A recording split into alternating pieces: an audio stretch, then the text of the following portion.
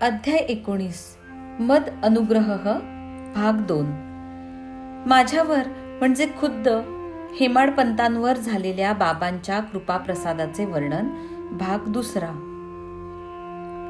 श्री गणेशाला नमस्कार असो, श्री सरस्वती देवीला नमस्कार असो, श्री गुरु महाराजांना नमस्कार असो, श्री कुलदेवतेला नमस्कार असो, श्री सीता व श्री रामचंद्र यांना नमस्कार असो, श्री सद्गुरु साईनाथांना नमस्कार असो.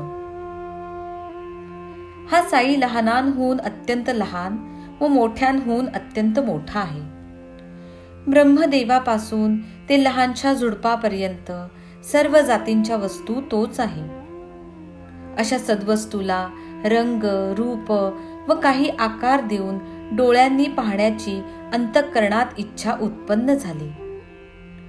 सूर्योपासक दिव्याची वात पेटवून सूर्याची भक्तिभावाने आरती करतात, किंवा गणपतीचे भक्त गुळाचा गणपती करून त्याला गुळाचाच नैवेद्य दाखवितात, अथवा काही लोक महासागरातून ओंजळीने पाणी घेऊन त्यानेच त्याला अर्घ्य देतात. हे सर्व वरवर पाहता योग्य नव्हे, परंतु सूर्य व सागर हे अत्यंत उदार मनाचे असल्याने ते भक्तांचा भाव पाहतात. त्यांचे उचित किंवा अनुचित याकडे कुठले लक्ष? भक्तांचा गौरव करणे हाच त्यांचा हेतू असतो. समानशीले व्यसनेषु सख्यम. सारखा स्वभाव अथवा व्यसन किंवा छंद असलेल्यांची मैत्री असते. हा जरी सामान्य नियम असला तरी देह आणि आत्मा यांचे एकत्र राहणे हा याला मोठा व न टाळता येण्यासारखा अपवाद आहे. स्वभावाने जरी एकमेकांहून हे अगदी वेगळे असले तरी त्या दोघांची मैत्री आश्चर्यकारक आहे. एकाच दुसऱ्याशिवाय करमत नाही. एक क्षणही ते वेगळे राहत नाहीत. हा देश नाशवंत आहे, तर आत्मा कुठल्याही स्थित्यंतर किंवा बदलाशिवायचा आणि कधीही नाश न पावणारा आहे. दोघांचे प्रेम अमर्याद आहे आणि त्यामुळेच संसार चक्रात पुन्हा पुन्हा फिरणे माणसाच्या वाट्यास येते. आत्मा ही मोठी शक्ती आहे. तिच्यापेक्षा अव्याकृत म्हणजे कोणत्याही इंद्रियाला जे स्पष्ट दिसत नसते ते, तर तिच्यापेक्षा अव्याकृत सूक्ष्म असते.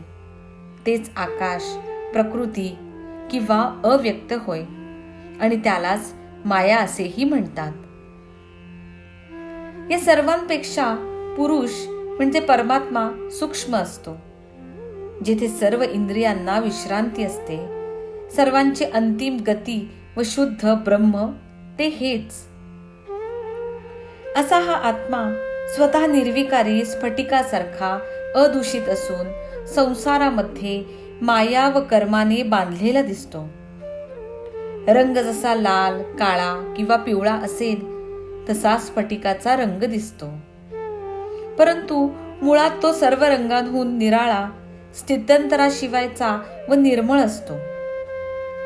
दूर मैदानावर मृगजळ आहे असे वाटते. शिंपल्याच्या ठिकाणी चमकदार रूपे भासते आणि दोरीचे वेटोळे पाहून उगाच सर्पाचा खोटा भास होतो. दोरीवर सर्पाचा आरोप वस्तुतः जसा आधाराशिवाय चुकीचा आहे, तसाच मी देह आहे हा अभिमान मुळात मुक्त असलेल्या आत्म्याला खोटे बंधन आणतो. देह, इंद्रिये, मन व प्राण याहून आत्मा वेगळ्या गुणधर्माचा आहे. तो स्वतःच्या तेजाने प्रकाशणारा, शुद्ध चैतन्ययुक्त, विकार व आकार यांच्या शिवायचा आहे. जोवर देह, बुद्धी, मन व प्राण यांचा अभिमान आहे, तोवर कर्तृत्व व भोक्तृत्व असणारच, आणि त्यांची जाणीवही टाळता येणार नाही. वडाचे बीज किती सूक्ष्म, परंतु त्याच्या गर्भात सबंध वडाच्या वृक्षाची शक्ती साठवलेली असते. त्या वृक्षाच्या पोटात अगणित बीजे असतात आणि त्या बीजांमध्ये कोट्यावधी वृक्ष असतात. आधी बीज एकले, बीज अंकुरले, एका बीजापोटी तरु कोटी कोटी. अशा प्रकारे वडाच्या प्रत्येक बीजापोटी वडाचा एक एक वृक्ष असतो. याचा अनुभव सृष्टीच्या नाशापर्यंत होत असतो. या विश्वातही प्रत्यक्ष तसेच चालत असते. हे नीट लक्ष देऊन पहा. शाश्वतता, निर्भयता, मुक्तता, स्वतंत्रता व परमात्म्याची प्राप्ती यातच जीवनाचे साफल्य असते आणि आयुष्याचे अंतिम ध्येय असते. ज्ञानाशिवाय मोक्ष नाही, विरक्तीशिवाय ज्ञान प्राप्त होत नाही आणि जोपर्यंत मनाला संसार अनित्य वाटत नाही तोपर्यंत विरक्तीची कल्पना स्फुरत नाही. परंतु या संसाराच्या अनित्य वाटण्यामध्येच जगाचे अस्तित्व दृष्टोत्पत्तीस येते आणि हा वाटसरू मध्येच चकित होतो आणि त्याला कोठे जावे हे कळत नाही. असा हा विश्वाचा आभास आहे. शुद्ध ज्ञान स्वरूप परमात्म्याच्या ठिकाणी मायेचा खोटा विलास आहे. प्रपंचात उद्भवलेला स्वप्नाचा देखावा आहे. त्यासाठी उगाच त्रास का करून घ्यावा. स्वप्नातून जागे झाल्यावर स्वप्न नाहीसे होते. म्हणून जे स्वस्वरूपी स्थित आहे त्याला संसारातील कीर्ती, सत्ता व संपत्ती इत्यादी प्राप्त करण्याची आठवण नसते. सर्व आत्म्याचे ऐक्य आहे असे अनुभवाचे ज्ञान झाल्याशिवाय व आत्म्याचे खरे स्वरूप जाणल्याशिवाय शोकमोहाचे बंधन तुटण्याला दुसरा काही सावधानतेचा मार्ग नसतो. ज्ञानमार्ग हा सर्वात श्रेष्ठ मार्ग आहे. असा जरी बाबा रात्रंदिवस उपदेश करीत असत तरी ते सर्वसाधारणतः भक्तिमार्गाचेच अवलंबन करण्यास सांगत असत. ज्ञानमार्गाचा महिमा सांगताना ते म्हणत की ज्ञानमार्ग रामफळासारखा असतो. भक्तिमार्ग म्हणजे सीताफळाचा आस्वाद घेणे होय. ते सहज साधण्यासारखे व चवीला गोड असते. ज्ञान म्हणजे छान पिकलेले रामफळ व भक्ती म्हणजे गोड सीताफळ. दोन्ही एकापेक्षा एक रसाने भरलेले मधुर असतात. सुगंधही दोघांचा तसा सारखा असतो. रामफळाच्या आतील खाण्याचा पदार्थ म्हणजे गर्भाचा गीर. फळ झाडावरून काढून जो खाली पिकवतो त्याला उगीर लागतो, म्हणजे ज्याचा उग्र वास डोक्यात भरून त्रास होतो. परंतु जो धीर धरून त्या फळाला झाडावरच पिकू देतो त्याला तो गोड लागतो. रामफळाची गोडी सरस खरी, परंतु झाडावर देठाला ते पिकले तरच. जर ते जमिनीवर खाली पडले तर ते उगीर होते. म्हणून झाडावरच जो पिकवू जाणेल त्यालाच त्याचा आस्वाद घेता येईल. सीताफळासाठी मात्र असले कष्ट लागत नसतात. त्याची गोडी थोडी कमी परंतु फार मोलाची असते. रामफळाला जशी जमिनीवर खाली पडण्याची भीती असते तशीच ज्ञानमार्ग अवलंबणाऱ्यालाही निर्भयता नसते. त्याला अणिमा, महिमा वगैरे अष्टसिद्धींवर विजय मिळवावा लागतो आणि थोडीही हैगय करून चालत नाही. म्हणून दयेचे सागर श्री साई आपल्या शिष्यांना बहुतेक भक्ती व नामस्मरण यांचेच विवरण करीत असत. श्रीमद भगवद्गीतेमध्ये भगवान श्रीकृष्णांनी अर्जुनाला ज्ञानापेक्षा ध्यान श्रेष्ठ आहे असे सांगितले आहे.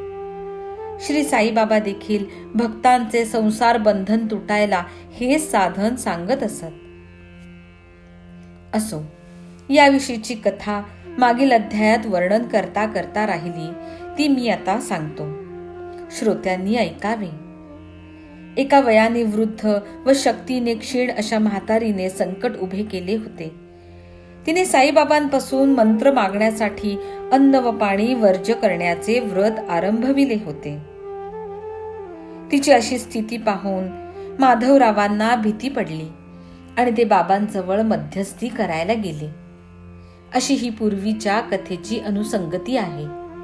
साईंच्या मनातले विचार दर्शविणारी ही श्री साई सच्चरित रूपी ज्योत उजळली आहे. तिचा उजेड मार्गदर्शक होऊन साध्या भोळ्या जनांना योग्य मार्ग सापडो. बाबांच्या आज्ञेवरून माधवरावांनी माझ्याबरोबर ज्या सुंदर कथेला सुरुवात केली तीच आपण पुढे चालवूया.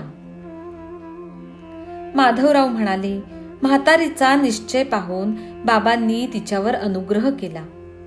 तिच्या मनाचा कल फिरविला आणि कथेत नवलच झाले. बाबांनी तिला प्रेमाने हाक मारून म्हटले, आई, तू का ग धरणे धरलेस? मरण का तुला आठवले? कोणी प्रौढ बाई असली की बाबा तिला आई म्हणून हाक मारीत आणि पुरुषांना काका, बापू किंवा भाई म्हणून हाक मारीत असत. किती गोड नवल या हाकेचे. जसे बाबांचे हृदय प्रेमळ असे तसे त्यांचे बोलणेही कानाला मधुर असे. श्री साई दिनांचे दयाळू व रंजल्या गांजल्यांचे कनवाळू होते. असो, बाबांनी तिला हाक मारली, आपल्या समोर बसविले आणि प्रेमपूर्वक आपल्या गुरुत्वाची गुप्त किल्ली तिच्या हातात दिली. संसारातील दुःखाची तीव्रता कमी करण्यासाठी, भक्त चकोरांची तहान भागवण्यासाठी ज्ञानमय मेघरूपी बाबांनी स्वानंदरूपी जलाचा जो वर्षाव केला तो ऐका. ते म्हणाले, आई, जीवाचे हाल काग करतेस? मी केवळ तुझ्याकडे तुकडे मागणारा फकीर आहे. माझ्याकडे प्रेमाने पहा. खरेच मी लेक आहे आणि तू आई आहेस. आता माझ्याकडे लक्ष दे. तुला एक नवलाची गोष्ट सांगतो जी तुला खूप सुख देईल. पहा, माझा गुरु मोठा अवलिया व कृपेचा सागर होता. त्याची सेवा करून करून मी दमलो, परंतु तो मला कानमंत्र देत नव्हता. माझ्या मनातही प्रबळ इच्छा होती की त्याची कास सोडू नये आणि खूप प्रयत्न करून त्याच्या मुखानेच मंत्र घ्यावा. सुरुवातीला त्याने मला लुबाडले. माझ्याकडून 2 पैसे मागितले. मी ते लगेच देऊन टाकले आणि मंत्राच्या शब्दांसाठी खूप विनंती केली. माझा गुरु पूर्ण काम म्हणजे ज्याच्या सर्व इच्छा आकांक्षा तृप्त झालेल्या आहेत असा होता. त्याला 2 पैशांचे काय काम? शिष्यांकडून पैसे मागतो त्याला निष्काम कसे म्हणावे? परंतु अशी शंका मनात येऊ देऊ नका. त्याला व्यावहारिक पैशाची इच्छा स्वप्नातही नव्हती. पैशाशी त्याला काय कर्तव्य? निष्ठा व सबुरी हेच ते 2 पैसे होते, दुसरे नव्हते. मी ते लगेच देऊन टाकले आणि त्यामुळे गुरुमाऊली माझ्यावर प्रसन्न झाले. धैर्य म्हणजे सबुरी, तिला कधीही दूर सारू नकोस. प्रसंग केव्हाही व कसाही जड पडला तरी हीच परपार नेईल. पुरुषांचे पौरुषत्व म्हणजे सबुरी. ती संताप व दीनता घालविते, युक्ती प्रयुक्तीने संकटे निवारते आणि सर्व भीती बाजूला सारते. सबुरीच्या वाटेला यश येते आणि विपत्ती 12 दिशांना पळून जाते. येथे अविचारी रूपी त्रासदायक गोष्ट कोणाला ठाऊक नसते. सबुरी ही सद्गुणांची खाण व सद्विवेक रूपी राजाची राणी आहे. मनुस्मृतीत देखील 10 सद्गुणात घृती म्हणजे सबुरीलाच प्रथम स्थान दिले आहे. निष्ठा व सबुरी या सख्या बहिणी असून एकमेकींना जीव की प्राण असतात. सबुरीशिवाय मनुष्य प्राण्याची स्थिती दीनवाणी होते. पंडित असो वा मोठा गुणवंत असो, हिच्याशिवाय त्याचे जीवन व्यर्थ असते. गुरु जरी स्वतः समर्थ असला तरी शिष्याकडून त्याला तीव्र बुद्धीची, सबळ श्रद्धेची व धैर्ययुक्त सबुरीची अपेक्षा असते. दगड व हिरा हे दोन्ही सहाणेवर घासले तर स्वच्छ होतात, परंतु दगड दगड राहतो आणि हिरा मात्र तेजाळ होतो. चमकविण्यासाठी दोघांनाही एकच विधी केला, परंतु दगडाला हिऱ्याचे पाणी चढेल काय? हिऱ्याची तेजाळ हिरकणी बनेल आणि दगड आपल्या गुणासारखा गुळगुळीतच राहील. 12 वर्षे गुरुच्या पायाशी राहिलो आणि गुरुने लहानाचा मोठा केला. गुरुच्या पोटात अत्यंत प्रेम होते आणि मला अन्न वस्त्राचा तोटा नव्हता. माझा गुरु भक्ती प्रेमाचा केवळ पुतळा होता. त्याला शिष्याचा खरा जिव्हाळा होता. माझ्या गुरुसारखा गुरु विरळाच, आणि त्याच्या सहवासाच्या सुख सोहळ्याचे वर्णनच करता येत नाही. त्या प्रेमाचे काय वर्णन करावे? त्याचे मुख पाहता माझे डोळे ध्यानस्थ होत असत. आम्ही दोघेही अति आनंदित असायचो आणि मला दुसरे काही पाहणेच नसायचे. मी रात्रंदिवस प्रेमाने गुरुमुखाचे अवलोकन करीत असे. मला ना भूक ना तहान, आणि गुरुशिवाय माझे मन अस्वस्थ होत असे. त्याच्याशिवाय दुसरे ध्यान मला नव्हते. त्याच्याशिवाय दुसरे माझे लक्ष नव्हते. गुरु हेच एक माझे अनुसंधान होते. खरेच गुरुचे कौशल्य अजबच असते. माझ्या गुरुचीही हीच अपेक्षा होती. याशिवाय त्याची दुसरी काही इच्छा नव्हती. त्याने माझी कधी उपेक्षा केली नाही आणि माझे संकटांपासून सदा रक्षण केले. कधी मी गुरुच्या पायाशी होतो, तर कधी समुद्राच्या पैलतीरी होतो, परंतु त्याच्या सहवास सुखाला अंतरलो नव्हतो. तो मला कृपायुक्त दृष्टीने सांभाळत होता.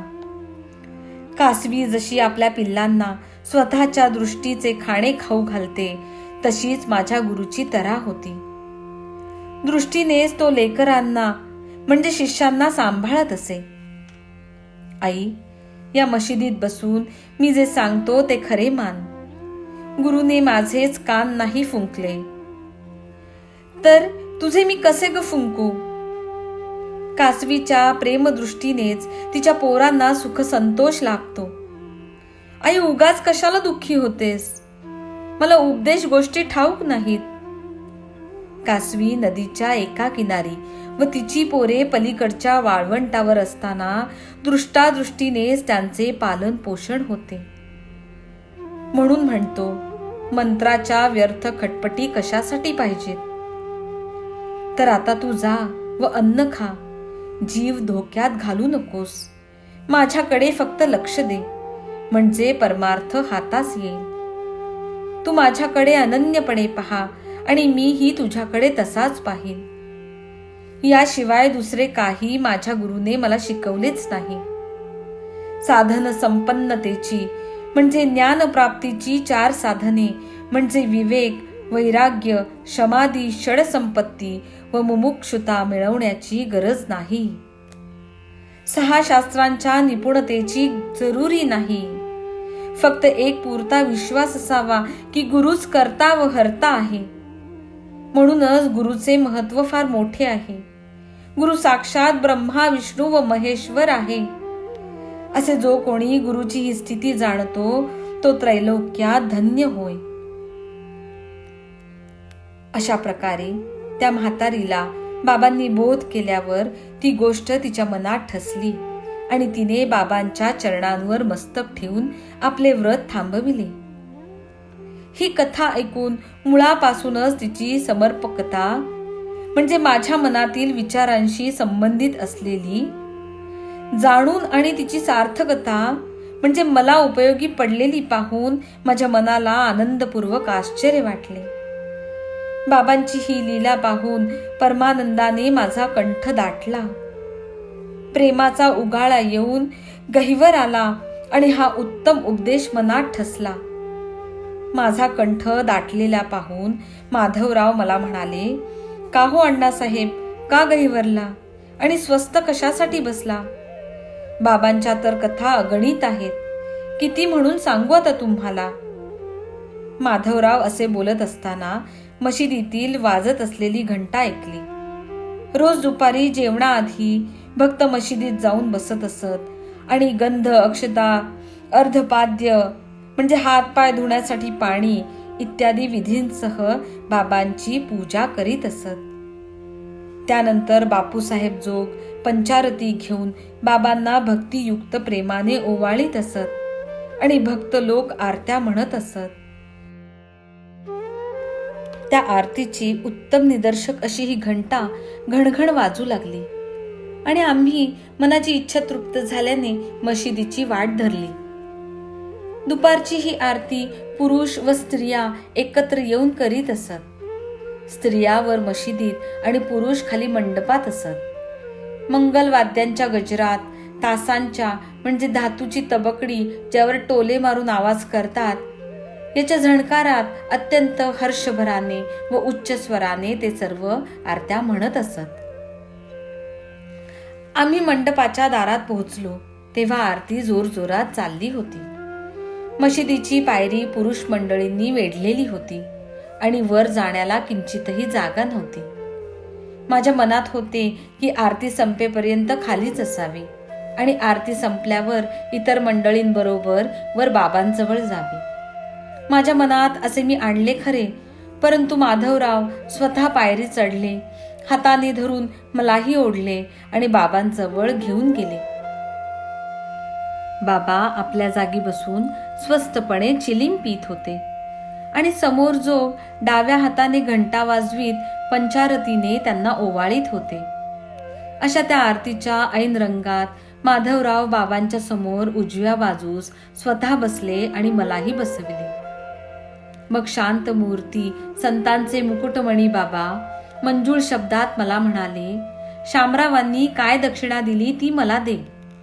मी म्हणालो, बाबा हे शामराव येथेच आहेत. त्यांनी दक्षिणेऐवजी नमस्कार दिले आणि मला म्हणाले की हेच माझे 15 रुपये बाबांना द्या. त्यावर बाबा म्हणाले, बरे ते असू दे. काही गोष्टी केल्या का? दोघे काही बोललात का? काय काय गोष्टी केल्या त्यात मला सर्व सांग. नमस्काराची गोष्ट जाऊ दे, त्याच्याशी काय काय गोष्टी केल्या त्या समग्र आता मला ऐकव. गोष्ट सांगण्याची मला उत्कंठा होती आणि पोटात परमानंद मावत नव्हता. एवढा मोठा आरतीचा गजर होता तरी तो परमानंद ओठातून बाहेर पडला. तक्क्याला टेकून बसलेले बाबा देखील गोष्ट ऐकायला पुढे झाले आणि मी देखील पुढे तोंड करून ते सांगायला सुरुवात केली. बाबा, तेथे ज्या ज्या गोष्टी झाल्या त्या सर्वच मनाला गोड वाटल्या. त्यातील त्या म्हातारीची कथा ऐकून फार नवल वाटले. बाबा, शामरावांनी ती कथा सांगितल्यावर आपली कळकळ मला दिसून आली आणि या कथेच्या रूपाने माझ्यावर अनुग्रहच केला असे निश्चित वाटले. त्यावर बाबा मोठ्या उत्सुकतेने म्हणाले, सांग ती मला सगळी कथा, पाहूया कसे ते नवल आणि कसा तो अनुग्रह. गोष्ट मी ताजीच ऐकलेली होती, शिवाय मनात फारच ठसलेली होती. ती मी न अडखळता बाबांना कथन केली आणि ती ऐकून बाबांची मनोवृत्ती प्रसन्न दिसली. अशा प्रकारे सगळी हकीकत मी सांगितली आणि बाबांनीही ती लक्ष देऊन ऐकली. लगेच ते मला म्हणाले, हे फार मोलाचे मानून नीट लक्षात ठेवावे. नंतर अति उल्हासाने पुन्हा त्यांनी प्रश्न केला, ती ऐकलेली गोष्ट किती गोड होती, ती तुझ्या मनात ठसली ती का बरे? सार्थकता खरीच मानलीस का? मी म्हणालो, बाबा ती कथा ऐकल्यावर मला शांत वाटले. माझ्या मनाची पीडा दूर झाली आणि मला निश्चित मार्ग कळला. त्यावर बाबा म्हणाले, आमची युक्तीच आगळी आहे. ही एकच गोष्ट मनात धरावी, फार उपकारक होईल. आत्म्याचे नीट अनुभवजन्य ज्ञान प्राप्त करणे आणि त्यासाठी त्याचे ध्यान करणे हेच आत्म्याचे अनुष्ठान म्हणजे त्या प्रित्यर्थ करण्याचे काम होय आणि त्यामुळेच वृत्तीचे समाधान होते. सर्व इच्छांपासून मुक्त होऊन सर्व प्राण्यांमध्ये वास करणारा परमेश्वर मनात आणावा म्हणजे व्यवस्थित ध्यान होईल आणि जे प्राप्त करायचे आहे ते प्राप्त होईल. केवळ मूर्तिमंत जे ज्ञान, चैतन्य अथवा अत्यंत आनंद तेच माझे स्वरूप जाण आणि त्याचेच नित्य ध्यान करीत जा. हे माझ्या निर्गुण निराकार रूपाचे ध्यान साधले नाही तर माझे सगुण साकार रूप लक्षात आणून नखांपासून शेंडीपर्यंत मला रात्रंदिवस मनात आण. असे माझे ध्यान करता करता वृत्ती एकाग्र होईल आणि ध्याता ध्यान व ध्येय यांचे भान नष्ट होऊन जाईल. अशा प्रकारे हा तिघांचा समुदाय नाहीसा झाला म्हणजे ध्यान करणाऱ्याला अत्यंत चैतन्यता प्राप्त होईल.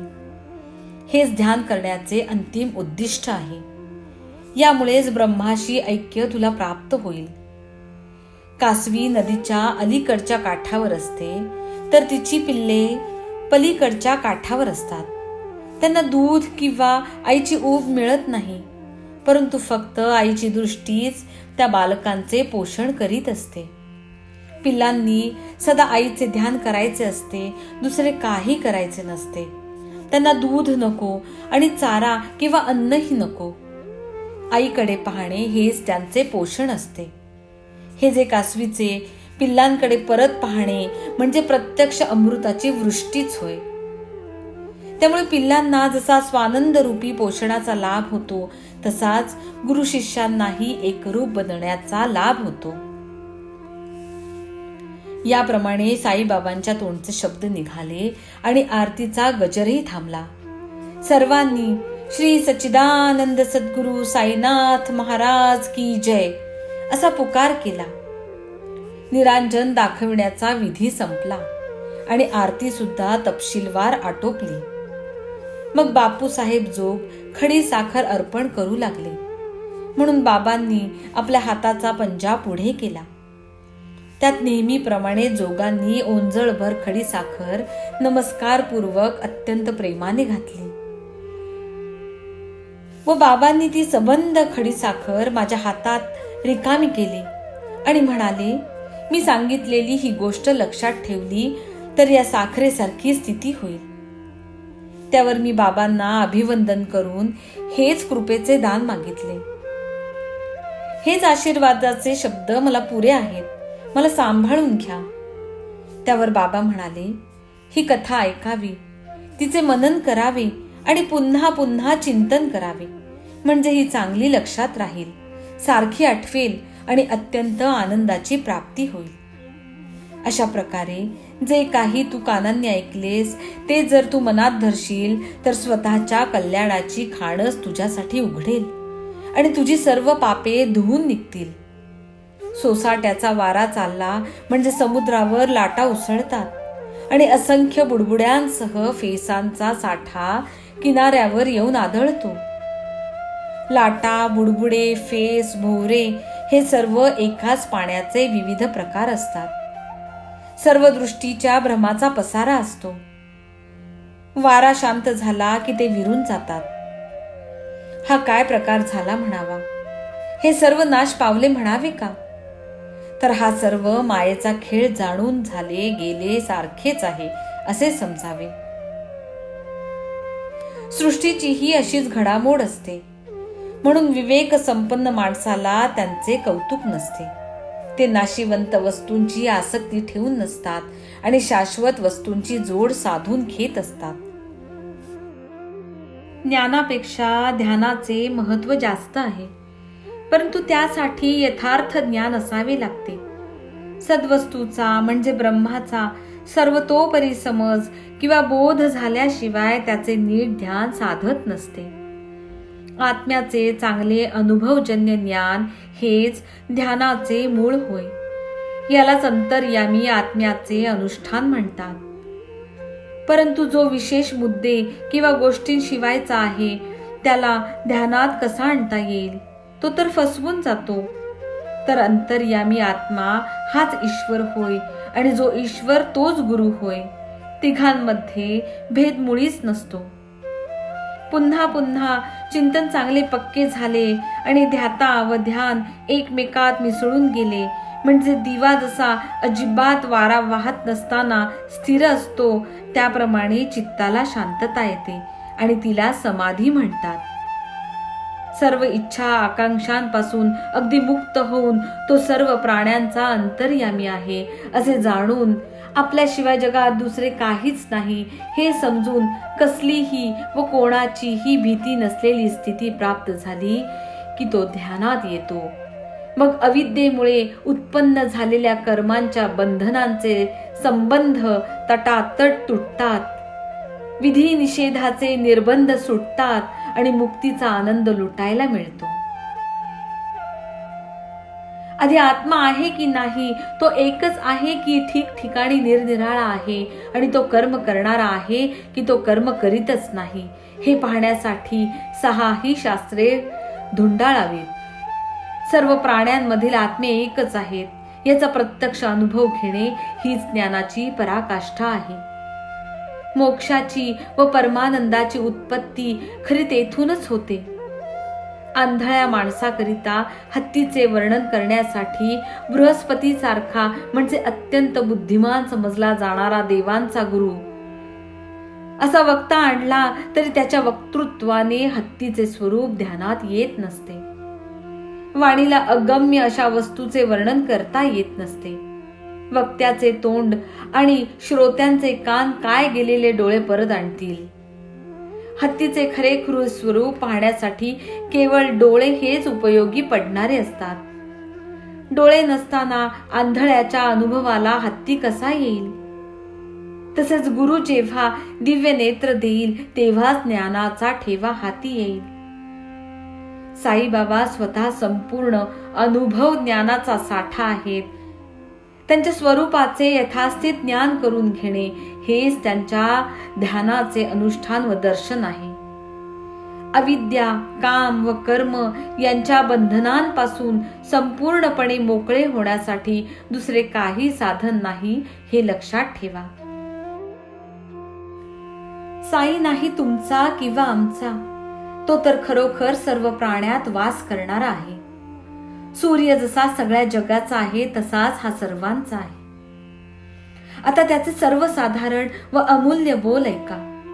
वेळोवेळी म्हटलेले ते बोल लक्षात ठेवले तर तुमचे हित सदा सर्वदा सफल होईल. पूर्वजन्मीचे ऋणानुबंध असल्याशिवाय कोणीही कोठेही जातच नाही. म्हणून माणसांनाच काय पशुपक्ष्यांनाही हडहड करू नकोस. आल्या गेल्याचा आदर कर. तहानलेल्याला पाणी, भुकेलेल्याला भाकरी, उघडे अंग असलेल्याला वस्त्र आणि ठाव ठिकाणा नसणाऱ्याला बसण्यासाठी ओटा दिला तर श्रीहरीला संतोष होईल. तुझ्या मनात एखाद्याला पैसा कसा द्यावा अशी शंका वाटत असेल तर देऊ नकोस, परंतु त्याच्या अंगावर कुत्र्यासारखा ओरडू नकोस. कोणीही तुला 100 बोल बोलू दे, तू त्याला उलट कटू उत्तर देऊ नकोस. सदा सहिष्णुता धरली म्हणजे शांतपणे सहन करीत गेले तर अमर्याद सुख लाभेल. दुनिया इकडची तिकडे झाली तरी आपण मागे पुढे होऊ नये. आपल्या जागी अगदी स्वस्थ राहून दुनियेतले कौतुक तेवढे पहावे.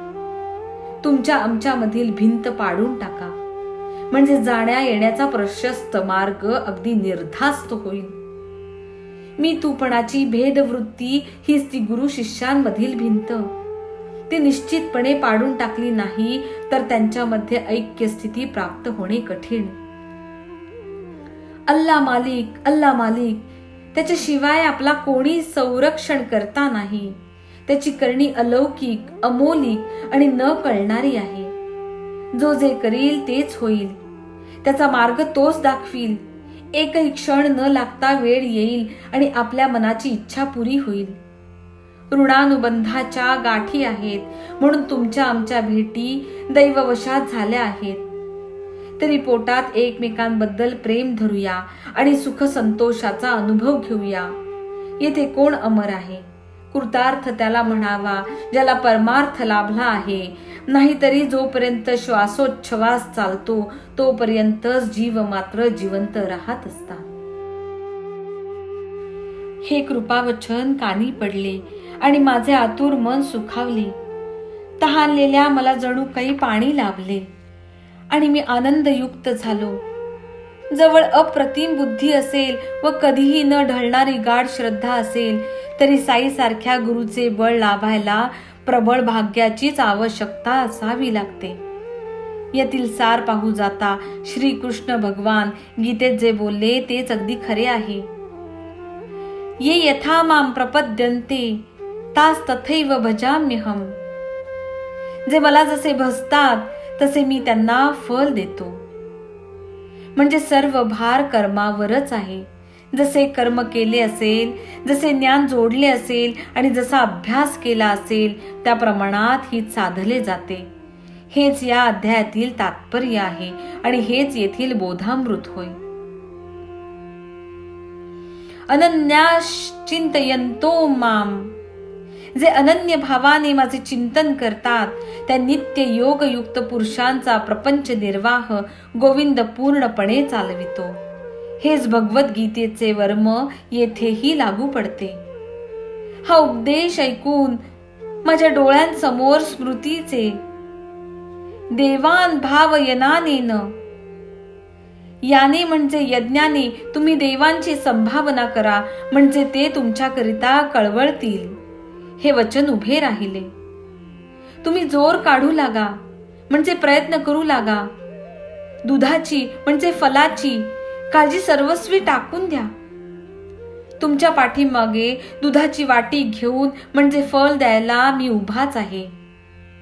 परंतु म्हणाल की जोर मी काढावे आणि दुधाचे प्याले तुम्ही यथेच्छ प्यावे, तर असले मला ठाऊक नाही. माणसाने कार्य करण्यासाठी तत्पर असावे. बाबांची ही शपथपूर्वक सांगितलेली वाणी प्रमाण मानून जे कोणी वर्तन करतील त्यांना येथे पृथ्वीवरच्या व स्वर्गातील सुखाची खाण सापडली आहे असे जाणावे. आता श्रोत्यांना आणखी मी विनंती करतो की एक क्षण चित्त सुस्थिर करा आणि माझ्या अनुभवाची निश्चयाला पोषक देण्याच्या साईबाबांच्या स्वभावाबद्दलची एक कथा ऐका. एखादे चांगले काम करण्याचा नेम धरला तर साई महाराज कसे उत्तेजन देतात आणि ओठ हलविल्याशिवाय कसा अनुग्रह करतात ते ऐका. भक्ताने बाबांना अनन्यपणे शरण जावे, म्हणजे मग त्याला भक्तीचे कौतुक पाहायला मिळेल आणि बाबांच्या लीलेचे नित्य नवे आश्चर्य अनुभवायला मिळेल. असो, प्रातःकाळच्या प्रहरी झोपेतून जाग आल्यावर जर चांगल्या विचारांची लहर उठली तर तीच निश्चयाने वाढवावी.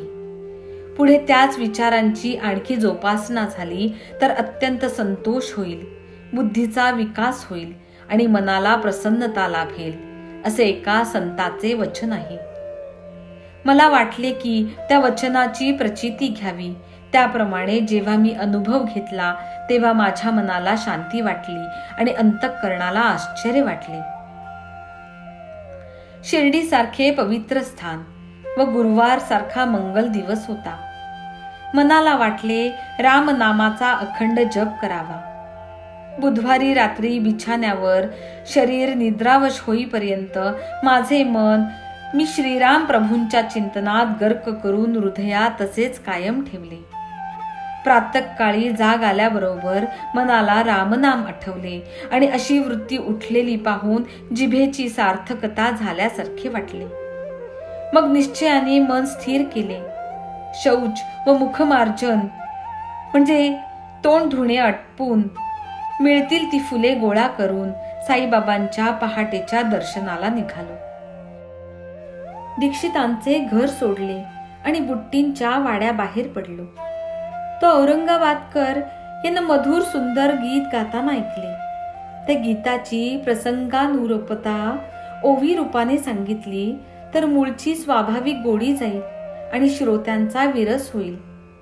म्हणून ते गीतच मुळासकट शब्दशः मी गाऊन दाखवितो, म्हणजे श्रोतेजन आनंदित होतील आणि त्यांना मूळ गीतातील शुद्ध उपदेश जाणवेल.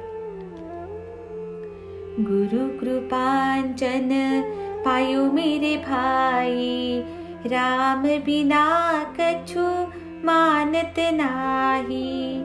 अंदर रामा बाहर रामा, जहाँ देखे वहाँ पूरन कामा. जागत रामा सोवत रामा, सपने में देखत सीतारामा. एका जनार्दनी अनुभवनी का, जहाँ देखे वहाँ राम सरीखा. हे भैया, गुरुकृपेचे अंजन म्हणजे डोळ्यात घालायचे काजळ, ज्यामुळे दृष्टी साफ होते, ते मला लाभले आहे. आता मी रामाशिवाय दुसरे काहीच मानत नाही. अंतकरणात राम, बाहेर राम, जेथे पाहावे तेथे हा पूर्ण काम म्हणजे सर्व इच्छा पूर्ण झालेला रामच दिसत आहे. जागे असताना राम, झोपलो असताना राम व स्वप्नातही हा सीताराम मला दिसत असतो. स्वामी जनार्दनाच्या शिष्य एकनाथाला एक उत्कृष्ट व सुरेख अनुभव येत आहे. त्याला जेथे पाहावे तेथे सारखा रामच दिसत आहे. आधीच मनाने निश्चित केले होते की राम नामी चित्ताला नेम लावावा आणि त्या निश्चयाला सुरुवात होत नाही, तोच या गीताने जणू काही त्याला दृढताच दिली. त्यामुळे मनाला जाणीव झाली की माझ्या निश्चय रूपी अंकुराला दयासागर साई समर्थ या गीत रूपी पाण्याचा छिडकाव करीत आहेत. हातात तंबोरी घेऊन साईबाबांच्या समोर अंगणात उच्च स्वराने औरंगाबादकरांनी म्हटलेली ही ओळ मी ऐकली. औरंगाबादकर बाबांचे भक्त व माझ्यासारखेच बाबांच्या पायी अनुरक्त म्हणजे निष्ठा असलेले होते. अनेक गीते तोंडपाठ असताना हेच गीत त्यावेळी त्यांना गाण्याची स्फूर्ती का बरे व्हावी? माझ्या मनातले विचार कोणालाच ठाऊक नव्हते. मग हेच गीत का गायले जावे? बाबा जसे सूत्र हलवितात तसेच मनात स्फुरण होते. आम्ही सर्व केवळ कळसूत्री बाहुल्या आहोत आणि साई माऊली सूत्रधार आहेत. त्यांनी स्वतः न बोलता चांगली उपासना माझ्या हाती दिली. माझ्या मनातली इच्छा जणू काही बाबांच्या अंतःकरणात प्रतिबिंबित झाली आणि वर वर्णन केल्याप्रमाणे त्यांनी त्याची प्रचिती मला ठामपणे दाखवली.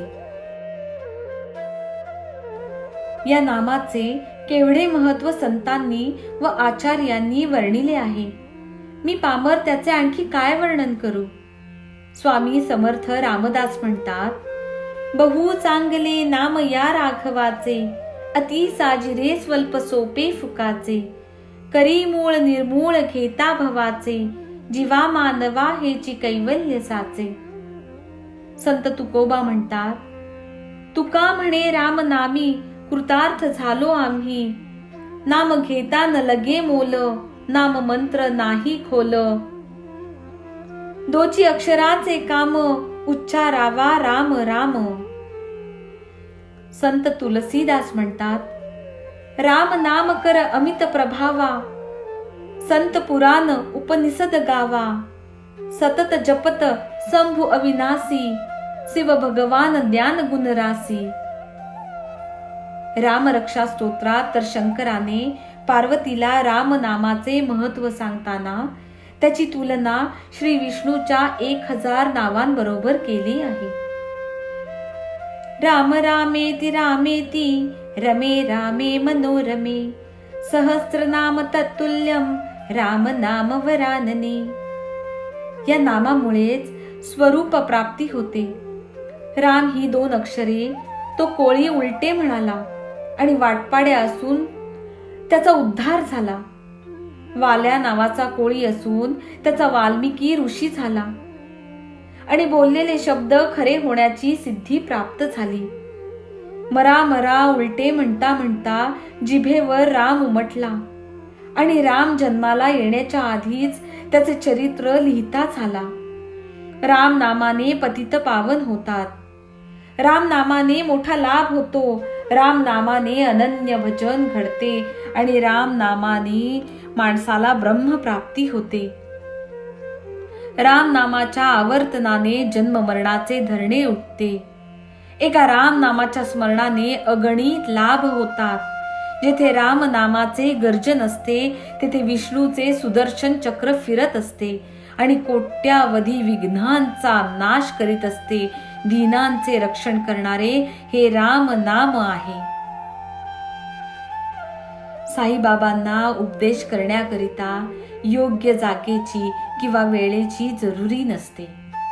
ते उठता बसता किंवा चालतानाही सहजपणे निश्चितपणे सर्व उपदेश करीत असत. याविषयीची एक गोड कथा श्रोत्यांनी आदरपूर्वक श्रवण करावी, म्हणजे साईबाबांच्या दयाळूपणाचा व सर्वत्र विद्यमानत्वाचा अनुभव येईल. एकदा एक श्रेष्ठ भक्त कोणा एकाची गोष्ट बोलत असताना स्वतः वाईट विचाराकडे ओढले गेले आणि निंदा करण्यात अगदी गढून गेले. चांगले गुण राहिले एकीकडे आणि निंदा तोंडातून दोन्ही बाजूंनी जोराने वाहू लागली. मूळ गोष्टीचा चुथळा झाला आणि निंदेला ऊत आला.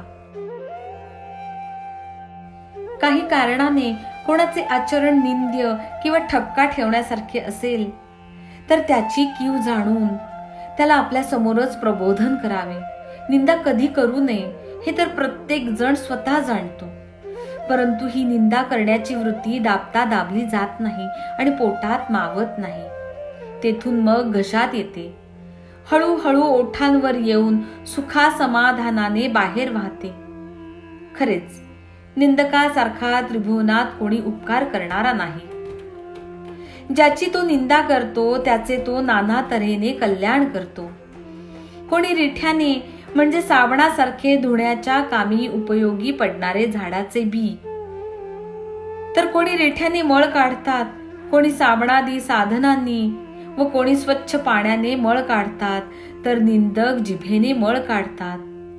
दुसऱ्यांवर करण्यासाठी स्वतःची मानसिक अधोगती जे सहन करतात त्यांची उपकार करण्याची कृती महान होय. निंदक खरोखरीच अतिवंदनीय आहेत. ज्यांची ते निंदा करतात त्यांना ते पावलोपावली सावध करतात. निंदेच्या निमित्ताने त्यांचे दोष त्यांना जाणवितात आणि भविष्यातील अनेक प्रकारचे अनर्थ टाळवितात. त्यांच्या उपकारांची मी किती बरे स्तुती करू. ज्यांच्या महानतेचे साधू संतांनी अनेक तऱ्हांनी वर्णन केले आहे त्या निंदक जनांना माझा साष्टांग नमस्कार असो. त्या भक्ताच्या तोंडाला निंदा करण्याचा ऊत आलेला पाहून ती ऐकणाऱ्यांना किळस आली आणि ती सर्व मंडळी बाबांच्या दर्शनासाठी मशिदीकडे निघाली आणि निंदक भक्त शौचासाठी नाल्याकडे निघाले. साईबाबा पूर्ण अंतर्ज्ञानी होते. भक्तांना वेळीच ते शिकवण देत असत. पुढे त्यांनी कसा प्रकार घडवून आणला तो ऐका. मंडळींसह बाबा लेंडी बागेकडे निघाले असताना बाबांनी त्या निंदक भक्ताबद्दल चौकशी केली. त्यावर मंडळी म्हणाली की ते नाल्यावर शौचाला गेले आहेत. नंतर आपला कार्यक्रम आटोपल्यावर बाबांची स्वारी लेंडीवरून परत फिरली. नाल्यावरून ते निंदक भक्तही घरी जाण्यासाठी परत फिरले. वाटेत त्यांची व बाबांची भेट झाली आणि जी हकीकत घडली ती काळजीपूर्वक ऐका अशी मी श्रोत्यांना हात जोडून विनंती करतो. तेथेच एका कुंपणा शेजारी गावातील एक डुकरी जनलोकांचा मलोत्सर्ग गोड पक्वान्नाप्रमाणे प्रेमाने व आवडीने मनसोक्त चाखत असलेली आपल्या हाताने दाखवून त्या भक्ताला बाबा म्हणाले, पहा त्या डुकरीच्या जिभेला काय गोडी वाटते आहे. जनलोकांचा मलोत्सर्ग कुस्करत आहे आणि आपल्या आप्तजनांवर राग दाखवण्याची आपली हौस यथेष्ट फेडून घेत आहे. मोठ्या पुण्याईने प्राप्त झालेला हा मानवाचा जन्म जो अशा रीतीने फुकट घालवून स्वतःच घात करून घेणाऱ्याला ही शिर्डी कोणते सुख देऊ शकेल. बाबा असे बोलत गेले आणि ते बोल त्या निंदक भक्ताच्या अंतःकरणात जोराने शिरून फार टोचले. त्यांना सकाळी घडलेली गोष्ट आठवली आणि मग बाबांचे बोल मनात फार झोंबले. असो, बाबा तर वेळ प्रसंग पाहून भक्तांना अनेक तऱ्हांनी उपदेश करीत असत. त्यातील सार हृदयात साठवून ठेवले तर परमार्थ कधी दूर राहील का. असेल माझा हरी तर देईल खाटल्यावरी या म्हणीचा खरेपणा खोटा नव्हे, परंतु तो अन्न व वस्त्र एवढ्याच पुरता लागू आहे. त्याला जो परमार्थासाठी लावू पाहिल त्याचा परमार्थ सर्व तऱ्हेने लुबाडला जाईल. जैसे जो करील तैसे तो भरील हे बाबांचे बोल अत्यंत मोलाचे आहेत. आणखी सुद्धा बाबांचे बोल ऐकले तर आत्मानंदाला डोलायला लावतील आणि भावभक्तीची ओल असली तर तिची मुळे खूप खोल जातील. मी पाण्यात, जमिनीत किंवा लाकडात, कुठल्याही जागी, लोकवस्तीत किंवा रानावनात, आपल्या देशात किंवा परदेशात, तसेच दैदिप्यमान आकाशातही भरलेलो आहे. मी एकदेशी नव्हे, 3.5 हातांच्या मर्यादित जागेत माझे अस्तित्व जे मानतात त्यांची चुकीची समजूत दूर करण्यासाठी मी देह धारण केला आहे. जे भक्त मनात कोणतीही इच्छा न धरता एकनिष्ठपणे केवळ माझे एकट्याचेच रात्रंदिवस भजन करतात, त्यांना मी तूपणाच्या दुजा भावाशिवायचे प्रत्यक्ष मीपण म्हणजे माझ्याशी एकरूपता प्राप्त होते. गुळ गोडीशिवाय वेगळा राहू शकेल, समुद्र लाटांशिवाय वेगळा राहू शकेल किंवा डोळा तेजाला सोडून राहील, परंतु माझा भोळा भक्त माझ्याशिवाय वेगळा राहणार नाही. ज्याच्या मनात जन्म मरणांचे फेरे निश्चितपणे चुकवायचे असतील, त्याने प्रयत्नपूर्वक शास्त्राने सांगितल्याप्रमाणे सदाचाराने राहून कोणत्याही कारणाने मनोविकार क्षुब्ध होऊ न देता सदा सर्वदा शांत असावे. त्याने कोणाच्याही मनाला झोंबतील किंवा टोचतील असे शब्द बोलू नयेत, कोणाच्याही नाजूक भावना दुखवू नयेत किंवा उणेपणा उघड करू नये आणि सदा चांगल्या व पापरहित कर्मात मग्न असावे आणि आपल्या कर्तव्य कर्माकडे लक्ष ठेवून असावे. माझ्या ठिकाणी मन व बुद्धी लावून समर्थ अशा माझे सतत स्मरण करा. अशा त्याला देहाचे कधीही काहीही हो याची पर्वा नसते आणि कसलीही भीती तर खात्रीने नसते. जो माझ्याकडे अनन्यपणे पाहतो, जो पापांपासून मुक्त करणाऱ्या माझ्या कथांचे श्रद्धेने वर्णन करतो व ऐकतो, जो माझ्याशिवाय दुसऱ्या कोणाबद्दलही भक्तिभाव धरीत नाही, त्याचे चित्त परमात्म स्वरूपच होईल. माझे नाव घ्या, मला शरण या, हे तर सगळ्यांना बाबा सांगत गेले. पण त्याबरोबरच आपण कोण ते जाणण्याकरिता त्यांना आपल्या कथांचे श्रवण व मनन करण्याचा उपदेश केला. अशा प्रकारे कोणा एकाला भगवंताचे नामस्मरण, तर दुसऱ्याला भगवंताच्या लीलेचे श्रवण, तर तिसऱ्याला भगवंताची पूजा अर्चा बाबा सांगत असत. वेगवेगळे नेम वेगवेगळ्या अधिकारी व्यक्तींना सांगितले जात. कोणा एकाला अध्यात्म रामायण, तर कोणाला ज्ञानेश्वरीचे पुरश्चरण, कोणाला हरिवरदाचे पारायण, तर कोणाला गुरुचरित्राचे वाचन सांगत असत. कोणाला आपल्या पायांजवळ बसवीत, कोणाला खंडोबाच्या देवळात उगीमुगी बसण्यास सांगत, तर कोणाच्या गळ्यात विष्णू सहस्त्र नामावली कळकळीने बांधीत, कोणाला राम विजय वाचण्याचा उपदेश करीत, तर कोणाला ध्यानधारणेचे व नामस्मरणाचे महत्व सांगत, कोणाला छांदोग्य उपनिषद व गीता रहस्य यांची स्वाभाविक गोडी श्रद्धापूर्वक अनुभवायला सांगत असत. अशा तऱ्हेने कोणाला काही दीक्षा देण्याच्या प्रकारांना सीमाच नव्हती. कोणाला प्रत्यक्ष तर कोणाला स्वप्नात सूचक उपदेश करण्याची त्यांची नवलाई तर अपूर्व होती. एकूण एक जातीचे भक्त धावून बाबांच्या दर्शनाला येत असत. एखाद्याची दारूवर फार प्रीती असली तर त्याच्या स्वप्नात बाबा जात, छातीवर बसत, हातापायांनी ती दाबून ठेवीत आणि दारूला कधीही स्पर्श करणार नाही असे कान धरून म्हणायला लावीत आणि तशी शपथ घेतल्यावरच त्याला सोडून जात असत. लग्न घरात ज्योतिषी जसे भिंतीवर हरी व हर यांची चित्रे काढतात, तसेच ते गुरुर ब्रह्मा गुरुर विष्णू सारखे मंत्र एखाद्या भक्ताच्या स्वप्नात जाऊन लिहित असत. कोणी चोरून योगासने लावून हठयोगाच्या साधनांचे प्रयोग करू लागलेले बाबांना अंतर्ज्ञानाने कळले, तर त्याला ते अचूक टोमणा मारित असत.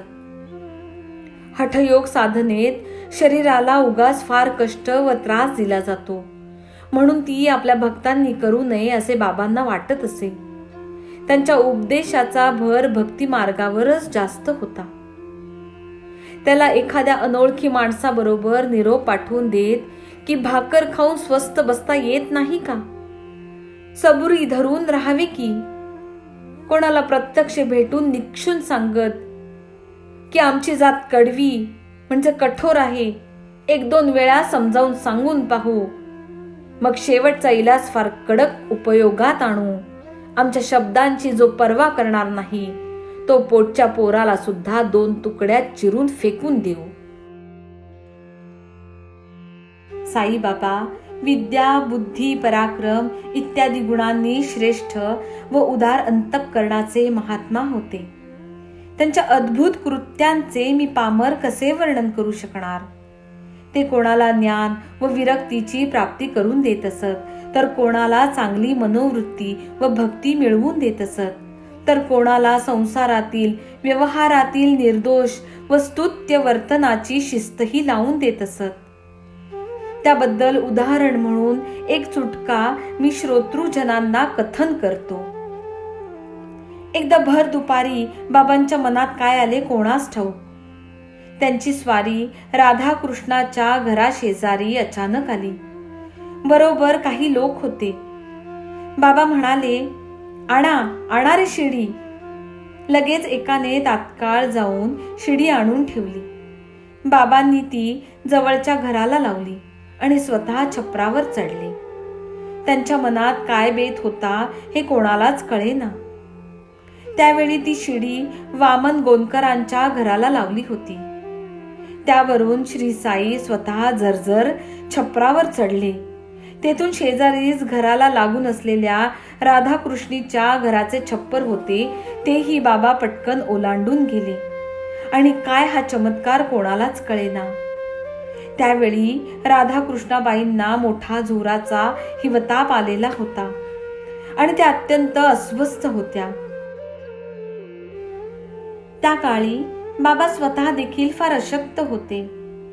दोघे दोन बाजूंना धरू लागत, तेव्हाच ते चालू शकत असत. मग एवढी शक्ती त्यांना कोठून आली.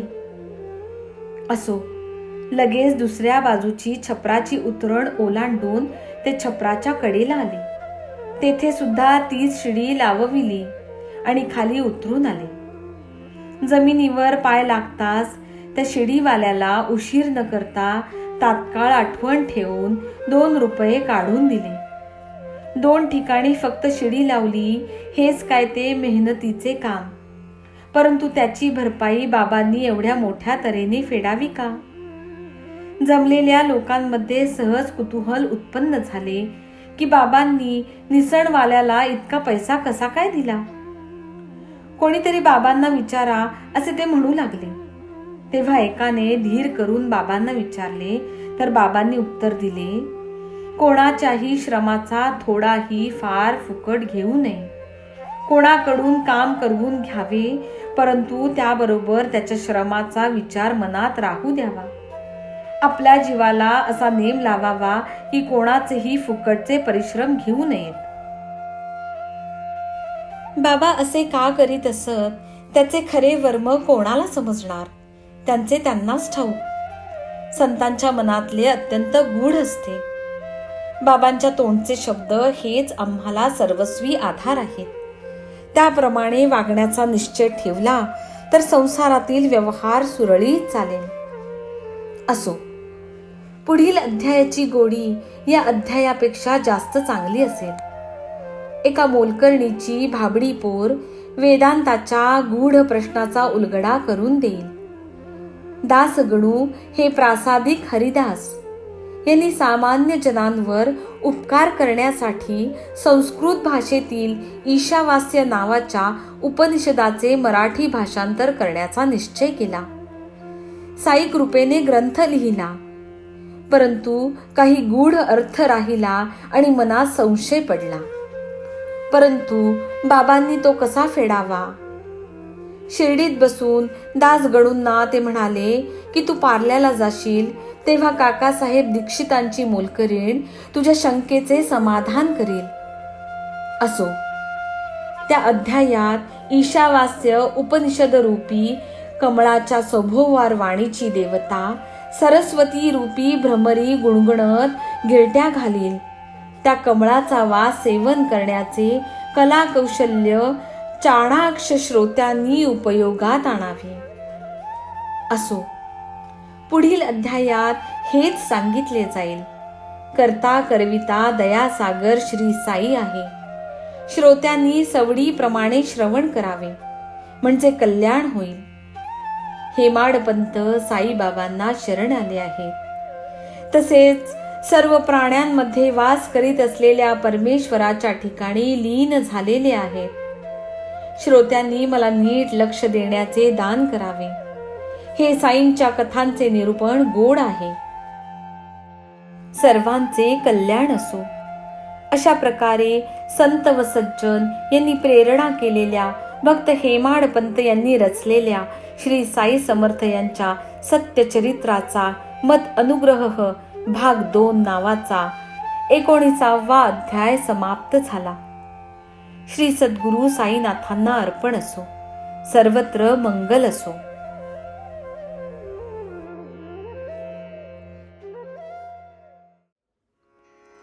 शिर्डी सजाचे लागतील पाय, टळती अपाय सर्व त्याचे.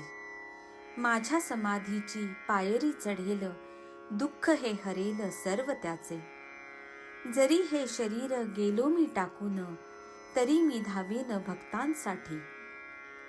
नवसास माझी पावेल समाधी, धरा दृढ बुद्धी माझ्या ठाई. नित्य मी जिवंत जाणा हेची सत्य, नित्य घ्या प्रचित अनुभवे. शरण मज आला आणि वाया गेला, दाखवा दाखवा ऐसा कोणी. जो जो मज भजे जैसा जैसा भावे, तैसा तैसा पावे मीही त्यासी. तुमचा मी भार वाहीन सर्वथा, नव्हे हे अन्यथा वचन माझे. जाणा येथे आहे सहाय्य सर्वांच, मागे जे जे त्यास ते ते लाभे. माझा जो जाहला काया वाचा मनी, तयाचा मी ऋणी सर्व काळ. साई म्हणे तोची तोची झाला धन्य, झाला जो अनन्य माझ्या पायी.